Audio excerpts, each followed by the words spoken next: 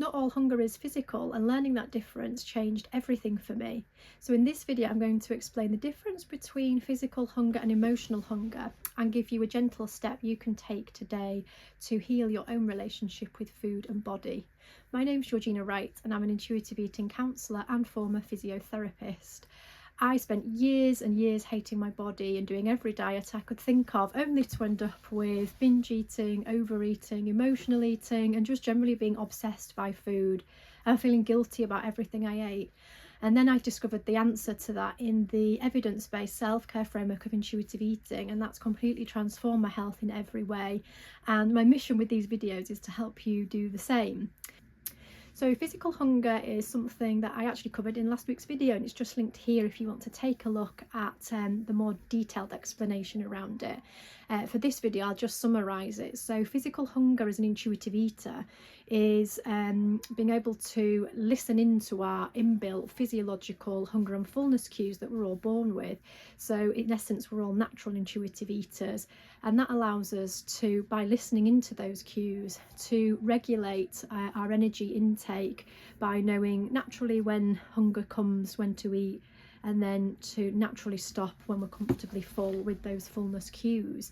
That also means that if we've got a change in activity levels or hormones or age-related changes, that our body is sensitive enough to be able to let us know that, and it'll communicate any change in those needs. So it's a really fantastic way that we're built.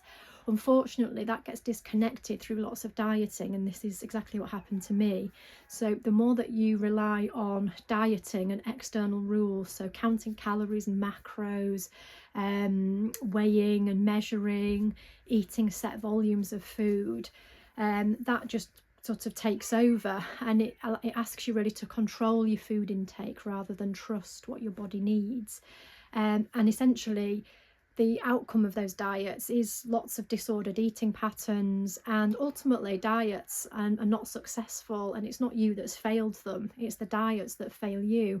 There's a number of studies demonstrating how harmful and ineffective diets are. One statistic is 95% of all diets fail within the first 2 to 5 years.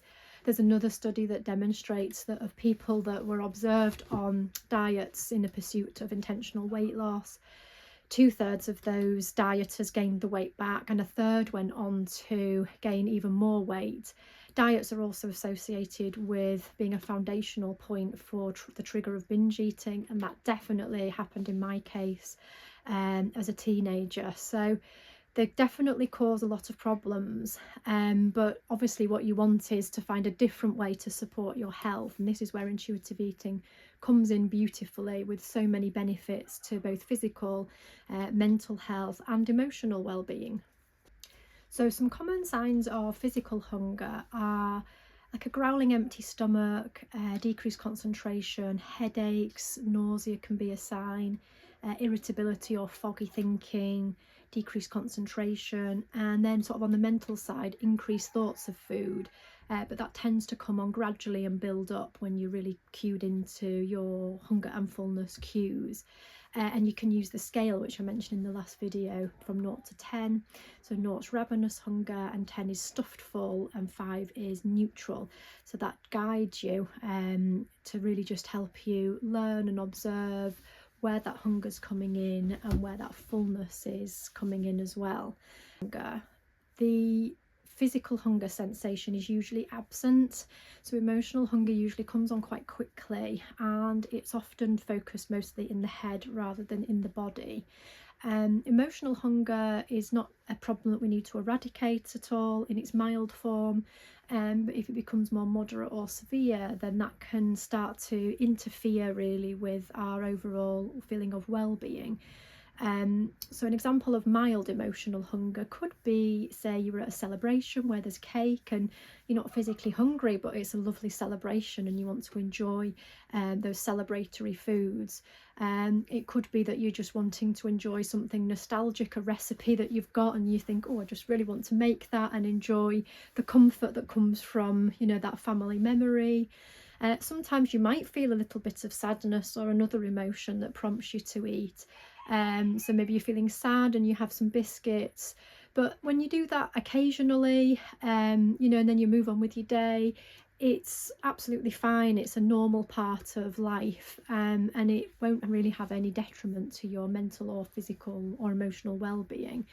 If, however, you notice that you're regularly eating in the absence of physical hunger, then that is a cue that there's something emotional going on there that's persisting. Then it can lead to overeating and binge eating and just not really feeling great physically or mentally, and also not actually processing the emotions that are driving that desire to eat. So that's where it can be really helpful to start to work with what's actually going on emotionally, so that it's so that food isn't your first port of call. Although you're always welcome to eat at any time when doing these practices. There's no point at which when you're exploring this the decision is I mustn't eat. You've always got the choice. I might take on this information and observe it and still eat. When I was doing this work with emotional eating, I observed the situations that I was noticing, and I still gave myself permission to eat something and look after my emotions as well. So I did both things. And then eventually I found that the non-food based coping strategies were then my first port of call, and food came second to that. And then sometimes I'd notice I didn't actually want anything to eat after I dealt with the emotions. So please be really gentle with yourself when you're doing any aspect of the intuitive eating framework. Often the more pressure you put on yourself to not eat, the greater the desire becomes. So by just being gentle and allowing yourself always permission to eat, that can actually really soften the process and make it a lot easier to engage with. So yeah, so if you're sat and you've got something to eat, then the step to take for today's video is just to ask yourself, am I physically hungry or not? So that's the step that you can look at. And if you're not, then you're likely eating for a more emotionally driven reason. And that can be really profound when you notice that. If you want to then add the next step onto that, you would then start to explore, okay, well, if I'm not physically hungry, what emotion is present? And sometimes that takes a little bit of practice to work that out. It's not always obvious. One thing that we do know from the research is that every emotion has a physical sensation attached to it.